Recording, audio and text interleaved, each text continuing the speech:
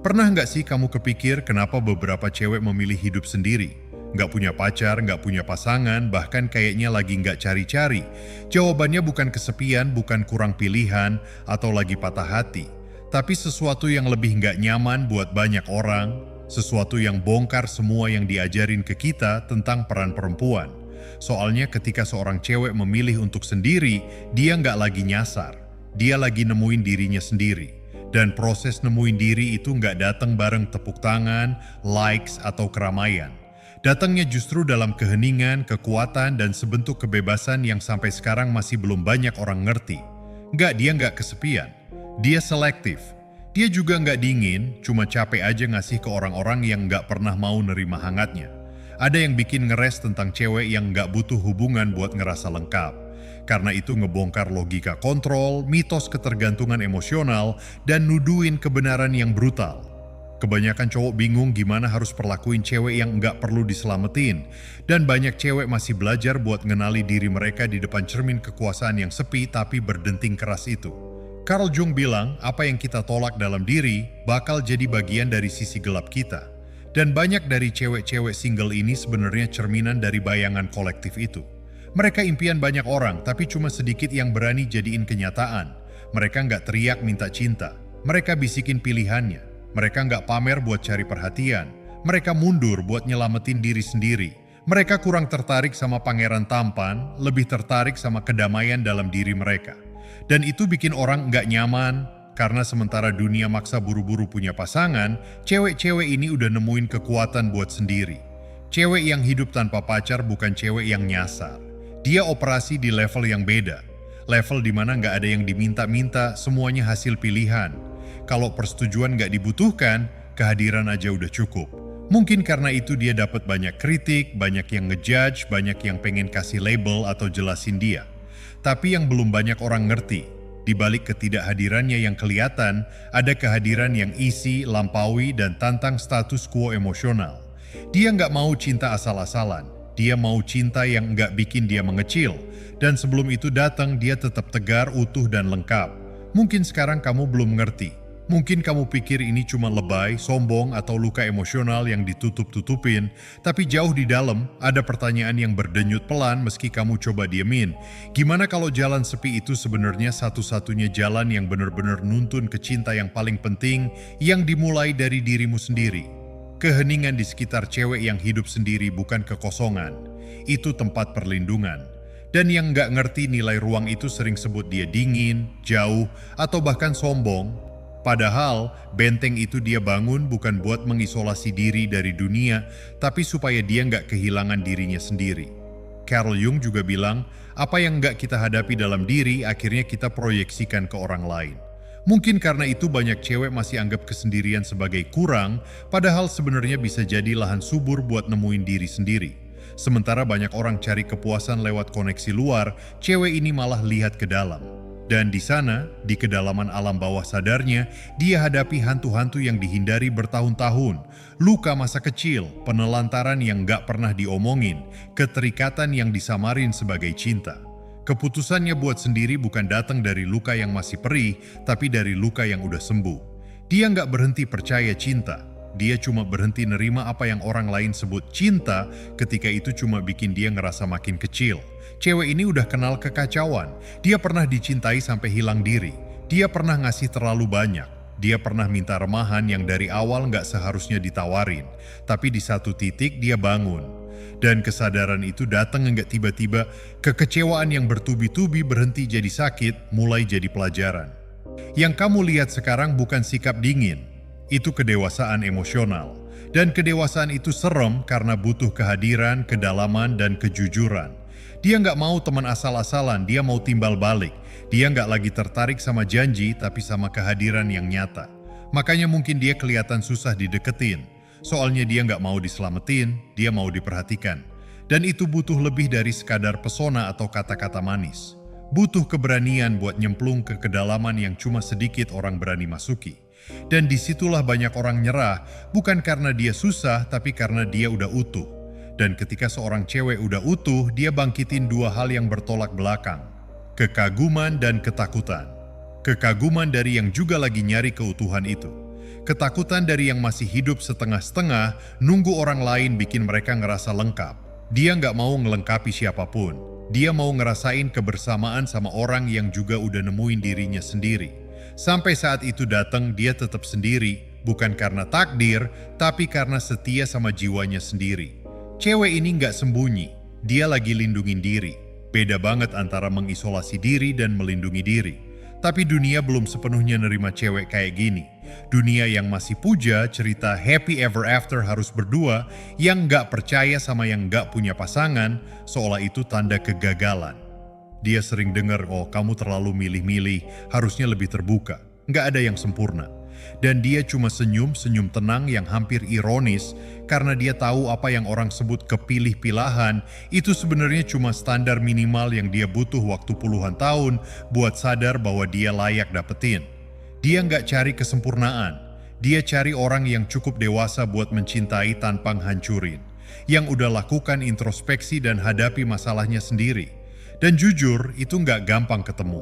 Ketidaknyamanan yang dia timbulin ada pada apa yang dia wakilin, bukti nyata bahwa bisa aja bahagia tanpa tergantung sama orang lain. Cowok yang manfaatin insecurity cewek jadi ngerasa terancam.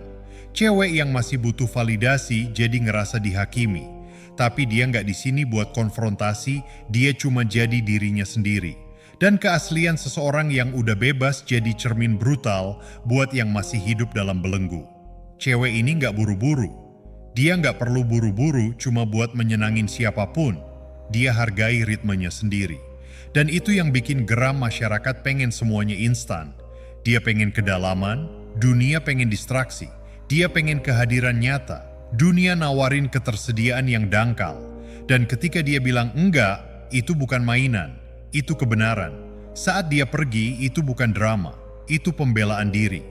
Ketika dia milih di rumah daripada keluar sama orang yang nggak ada alasannya, itu bukan sombong, itu kejelasan. Dan kejelasan yang didapat lewat rasa sakit itu adalah revolusi terbesarnya. Dia nggak hidup buat menyenangin orang, dia hidup buat jadi dirinya sendiri.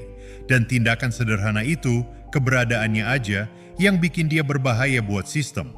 Mungkin yang paling bikin orang nggak tenang tentang cewek ini bukan kesendiriannya, tapi kedamaian yang dia temuin dalam dirinya. Carl Jung bilang, mereka yang lihat keluar cuma mimpi, yang lihat ke dalam bakal terbangun. Dan itulah perjalanan yang lagi dia jalani. Gak gampang, proses melelahkan buat lepas topeng, hadapi bayang-bayang, dan bangun lagi diri sedikit demi sedikit. Dia gak lagi definisin diri lewat pandangan orang, dia lihat diri lewat matanya sendiri. Dan itu ubah segalanya. Berapa kali kamu nanya ke diri sendiri, kesendirian ini kegagalan atau kebebasan?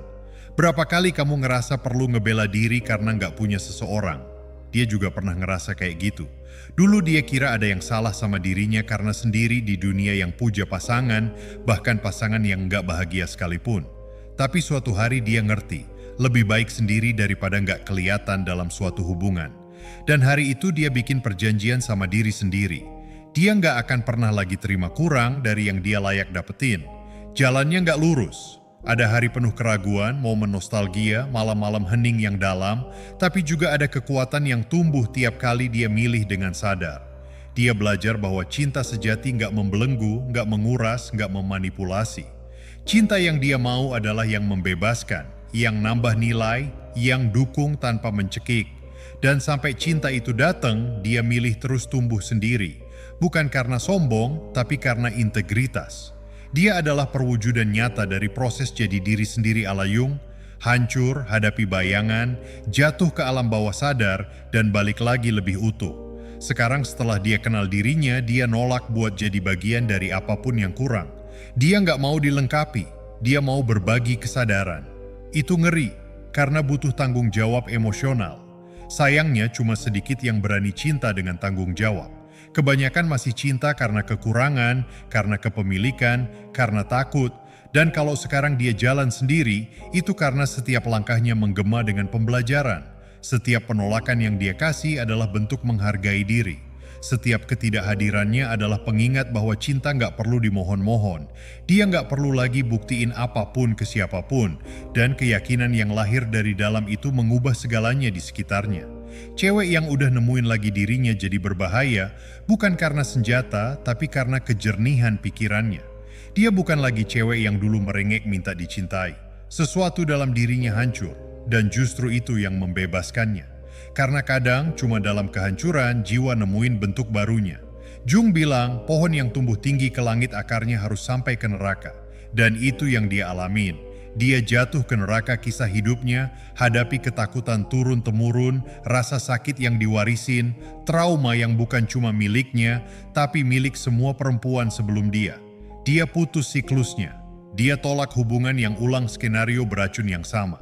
Dia sadar bahwa bukan tugasnya buat menyembuhkan, menyelamatkan, atau terima remahan karena takut sepi. Dan ketika dia berhenti nerima yang kurang, dunia coba yakinin dia salah. Tapi dia tetap teguh. Dulu dengan ketidakpastian, lalu dengan kesadaran, akhirnya dengan kekebalan, karena orang yang udah hidup di jurang kehancurannya sendiri nggak lagi takut sama ketiadaan. Dia belajar menghangatkan diri dengan keheningan, dengan kehadirannya sendiri. Dia nggak susah dideketin, dia cuma nggak biarin dirinya dilanggar lagi. Beda banget antara buka hati dan biarin diri hancur berkeping-keping. Dia buka pintu, tapi cuma buat yang datang dengan tulus. Bukan dengan pidato atau janji kosong. Intuisinya tajam.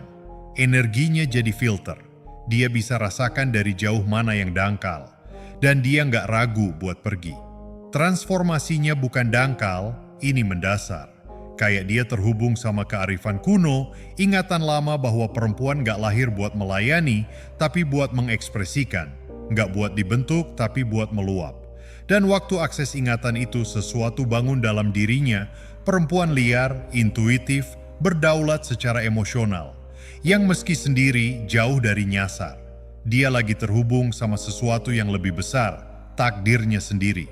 Dan sebanyak apapun orang kasih label dingin, sulit, penyendiri, nggak ada yang nempel soalnya dia nggak lagi hidup buat nyocokin ekspektasi orang. Dia hidup buat berkembang. Dia nggak lagi berebut perhatian, dia pancarin aura yang kuat. Dia nggak lagi nunggu dipilih, dia yang milih. Dan pembalikan logika itu bikin bingung yang masih mau ngontrol sisi feminin. Tapi dia udah nggak di situ lagi, dia udah lewati ambang batas. Di sisi lain, dia nemuin bahwa hubungan sejati baru mulai setelah kamu cukup cinta diri sendiri sampai nggak butuh siapa-siapa.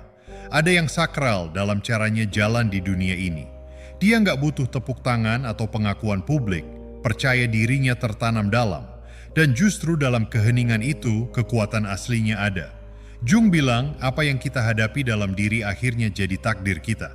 Mungkin karena itu, cewek ini dengan milih dirinya berulang kali, udah jadi pencipta takdir yang cuma sedikit orang ngerti, tapi banyak yang diam-diam iri.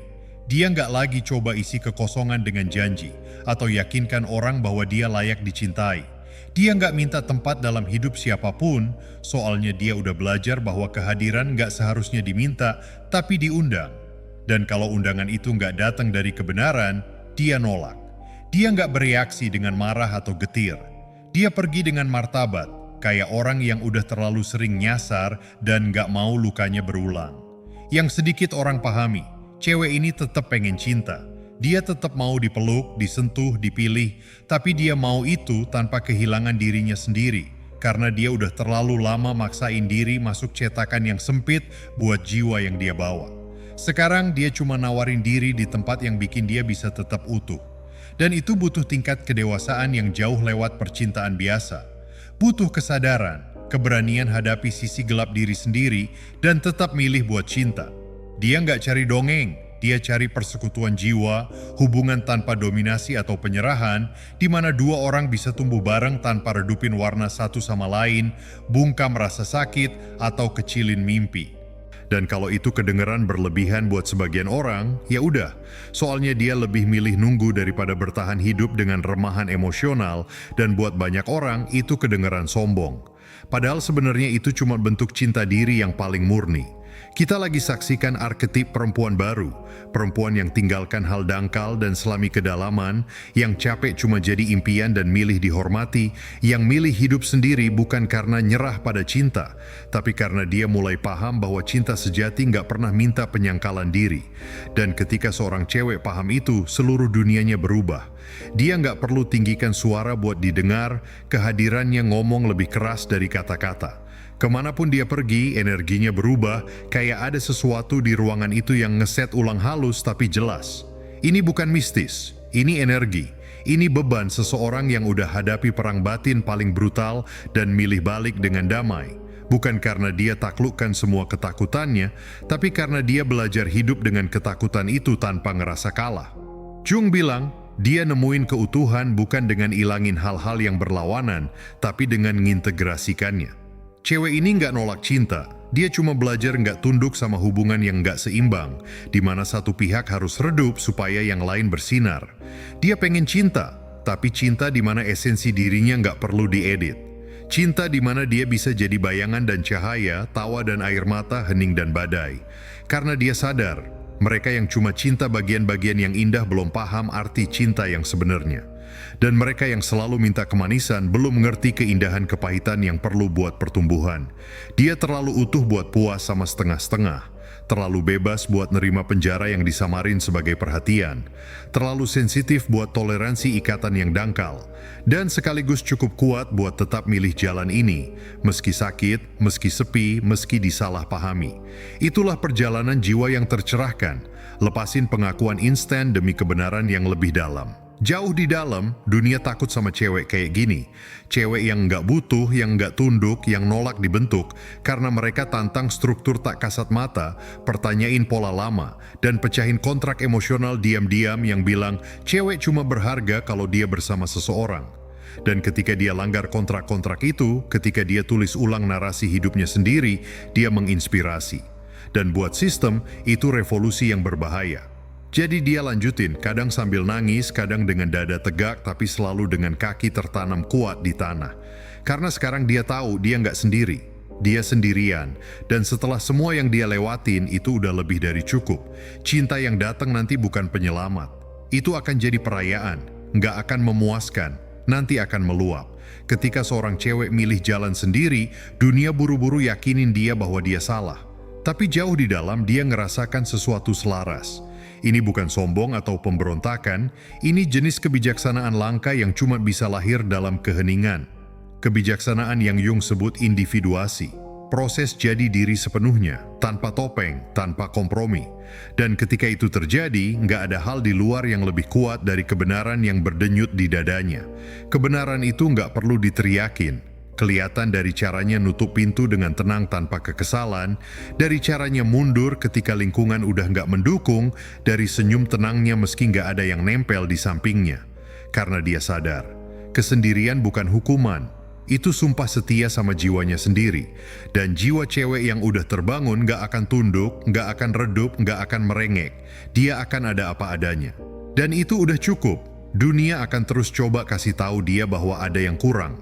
Akan terus nawarin distraksi, pangeran plastik, cinta yang dibuat buat dipamerin, tapi dia udah lihat apa yang ada di balik tirai. Dia udah ngerti. Ini bukan tentang nemuin seseorang, ini tentang nggak pernah kehilangan diri sendiri lagi. Dan ketika kesadaran itu muncul, semuanya berubah. Keinginan jadi kebijaksanaan, kekurangan jadi pilihan, menunggu jadi jalan, yang dulu sakit jadi mengajar. Yang dulu mengikat jadi membebaskan. Kamu bisa ngerasain itu jauh di dalam, gejolaknya, percikannya. Mungkin itu kenangan, luka lama, nostalgia yang nggak pernah masuk akal. Mungkin itu gambaran cewek yang pernah kamu kenal, atau cewek yang kamu jadiin sekarang. Dalam dua kasus itu, ada sesuatu dalam dirimu yang minta dilihat lebih jelas. Sesuatu yang nggak lagi cocok sama pola lama. Sesuatu yang kalau kamu izinkan bisa ubah total cara kamu berhubungan sama cinta, sama orang lain, dan yang paling penting, sama dirimu sendiri. Cewek yang hidup sendiri itu lebih dari sekadar orang yang nggak nyocok stereotip. Dia simbol hidup dari kebebasan emosional. Pengingat bahwa bangun lagi diri itu mungkin.